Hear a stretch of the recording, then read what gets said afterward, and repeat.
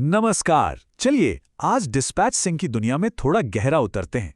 हम समझेंगे कि ये आखिर है क्या और हाँ, इससे बचकर रहना क्यों इतना जरूरी हो जाता है।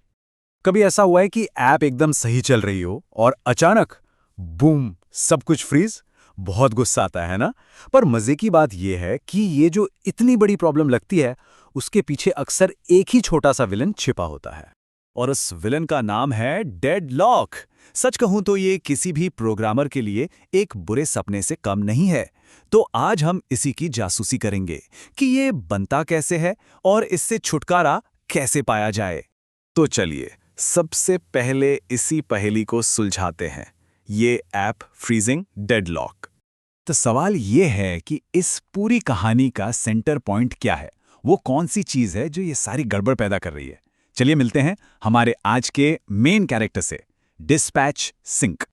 तो डिस्पैच सिंक जैसा कि नाम से ही थोड़ा बहुत अंदाजा लग रहा है, एक ऐसा कमांड है जो कोड के एक हिस्से को सिंक्रोनसली चलाता है। अब इसका सीधा सा मतलब यह है कि आपका जो करंट थ्रेड है ना, वो सब काम धाम छोड़कर बस रुक जाता है। वो इंतजार करता है तब तक जब तक कि वो दूसरा वाला काम पूरी तरह से खत्म ना हो जाए। और दोस्तों, यही शब्द इंतजार, इसी में सारी कहानी छिपी है। अच्छा, तो डिस्पैच सिंक तो समझ आ गया, पर ये डेडलॉक का जाल बुनता कहां पर है? ये होता है सीरियल क्यू के जाल में। एक सीरियल क्यू को समझने का सबसे अच्छा तरीका है एक सिंगल लेन वाली सड़क की कल्पना करना। बस एक ही लेन है, एक गाड़ी के पीछे दूसरी, उसके पीछे तीसरी। एक बार में सिर्फ एक ही गाड़ी आगे बढ़ सकती है। कोई ओवरटेक नहीं कर सकता, कोई साइड से नहीं निकल सकता। तो अब जरा सोचिए, क्या होगा अगर इस सिंगल लेन सड़क पर जो गाड़ी सबसे आगे है वो अचानक रुक जाए और कहे, मैं तो तब तक आगे नहीं बढ़ूंगी जब तक मेरे पीछे वाली गाड़ी आगे नहीं निकल जाती। अरे लेकिन पीछे वाली गाड़ी तो तभी आगे बढ़ेगी जब आगे वाली चलेगी। समझ रहे ना, ये कैसी अजीब सिचुएशन बन गई। आइए अब इस डेडलॉक के चक्रव्यूह को स्टेप बाय स्टेप समझते हैं। देखिए होता क्या है।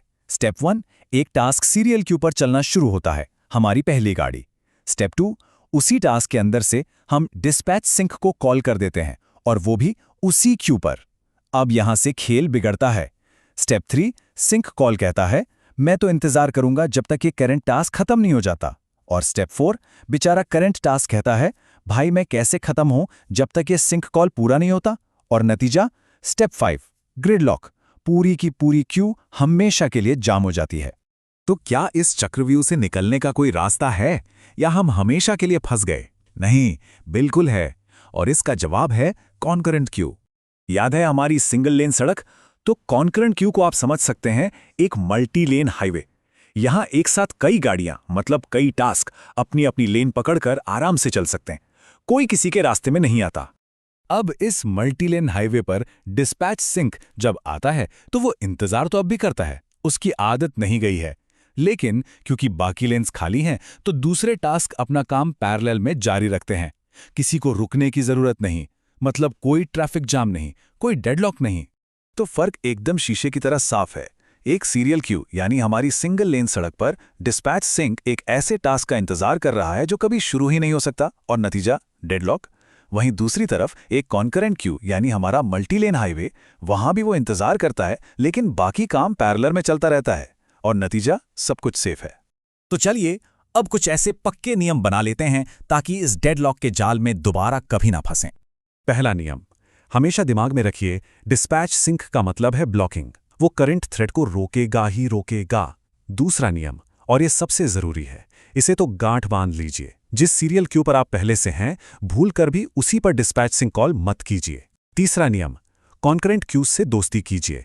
वो ऐसी सिचुएशन को बड़े आराम से हैंडल कर लेते हैं क्योंकि उनके पास पैरेलल लेन्स हैं। और चौथा और आखिरी नियम, जब भी सिंक्रोनस कॉल्स और सीरियल क्यूज को एक साथ यूज करने की नौबत आए तो बस थोड़ा एक्स्ट्रा सावधान रहिए।